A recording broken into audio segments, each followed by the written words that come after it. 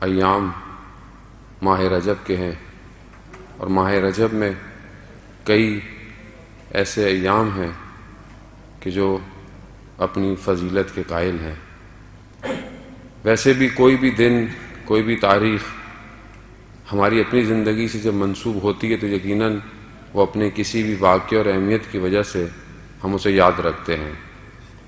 انسان مادی ہے، انسان محدود ہے، خود دنیا بہت محدود ہے، لیکن اس محدود اور اس لمیٹڈ چیز کے اندر پروردگار نے کچھ ایام ایسے رکھے ہیں کہ جس میں اگر ہم کچھ کام کریں تو ہم اس لامحدود زندگی میں خوشحال رہ سکتے ہیں، جس میں ماہ رجب ایک ایسا ایام ہے۔ خداوند متعال کے نزدیک زمانہ کوئی اتنا مہم ظاہراً نہیں ہے کہ خداوند متعال گئے، یہ ہمارے لیے 24 گھنٹے، ہفتہ، پھر مہینہ، پھر سال، لیکن انہی ایام کے اندر کہ جو مادی دنیا ہے جس میں سورج گھوم رہا ہے اور ہمارے لیے ایک زمانہ تعین کر رہا ہے، اسی مادی، اسی محدود کے اندر پروردگار جب کسی ایام کو اپنے آپ سے منسوب کر دیتا ہے تو اس کے اندر برکت ڈال دیتا ہے۔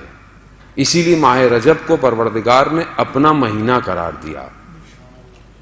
اب اگر ہم اس سے فائدہ نہیں اٹھائیں گے تو یقیناً ہم باقی چیزوں کی طرح اگر ہم دنیا سے گزر گئے تو روز قیامت حسرت کھائیں گے کہ یہ ایام گزر گئے اور ہم نے اپنی زندگی میں ان کو اہمیت نہیں دی۔ ماہ رجب بھی بالکل ایسی ہے، یقیناً آپ نے اس سے پہلے گفتگو سنی ہوگی ایام میں، ظاہر ہے اور بھی آپ کے پروگرام پہلے بھی ہو چکے ہیں، لیکن بہرحال توفیق ہوئی ہے، کچھ دن رہ گئے ہیں تو شاید ہو سکتا ہے کہ ہم کچھ دن بہتر گزار سکیں۔ ماہ رجب عرفا کے نزدیک بہار کا مہینہ ہے۔ بہار کس کو کہتے ہیں؟ شکوفہ ہونا، دوبارہ زندہ ہونا، تجدید حیات ہونا۔ جو چیز مرجھا گئی تھی وہ دوبارہ کھلتی ہے، اس کے اندر زندگی آتی ہے۔ عرفہ اس کو بہار کا مہینہ کہتے ہیں۔ کیوں؟ کیونکہ روح کے کھلنے کا مہینہ رجب ہے۔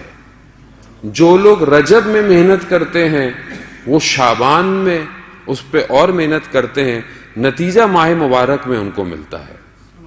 عام زندگی میں کیا ہوتا ہے کہ ہم رجب اور شعبان ہمارے لیے بس کچھ ایام ہیں، ہم اس میں پروگرام کر کر گزر جاتے ہیں۔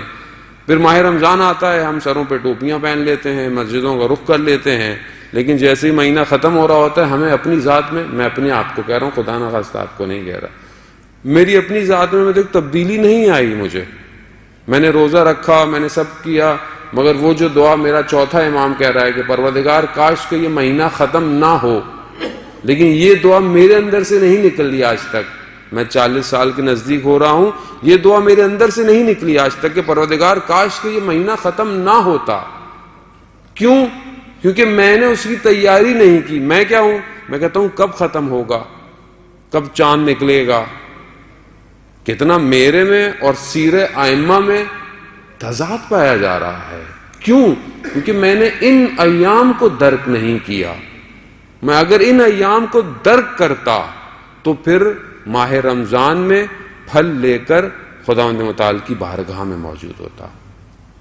اب اس مہینے کے اندر سب سے زیادہ مہم کیا ہے؟ استغفار ہے۔ استغفر اللہ واسأل التوبہ، یعنی توبہ کرو۔ کیا میں واقعاً کر پا رہا ہوں؟ یقیناً زندگی بہت مصروف ہے۔ اب آپ بولے مولانا صاحب ٹائم نہیں ملتا زندگی، آپ کو کیا پتا؟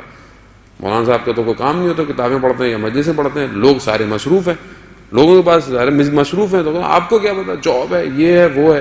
خوب دیکھیں ساری چیزیں اپنی جگہ پر ہیں، مگر کیا خداوند متعال نے جب ہمیں خلق کیا تھا کیا وہ نہیں جانتا تھا کہ انسان آگے والا اتنا مصروف ہو جائے گا؟ تو یہ اتنے سارے جو اس نے ہمارے لیے اعمال بھجوائے اپنے انبیاء کے ذریعے سے، تو کیوں بھجوائے؟ یا تو ہمیں نہیں جانتا تھا، یا تو آپ بولے کہ نہیں پروردگار کو نہیں پتا تھا کہ 21ویں سینچری میں اس فاسٹ سیزن میں رہنے والی جگہ میں ہماری زندگی بہت مشغول ہوگی۔ ایسا نہیں ہے عزیزان محترم، یہ صرف ہم اپنے آپ کو بہانے دے رہے ہیں۔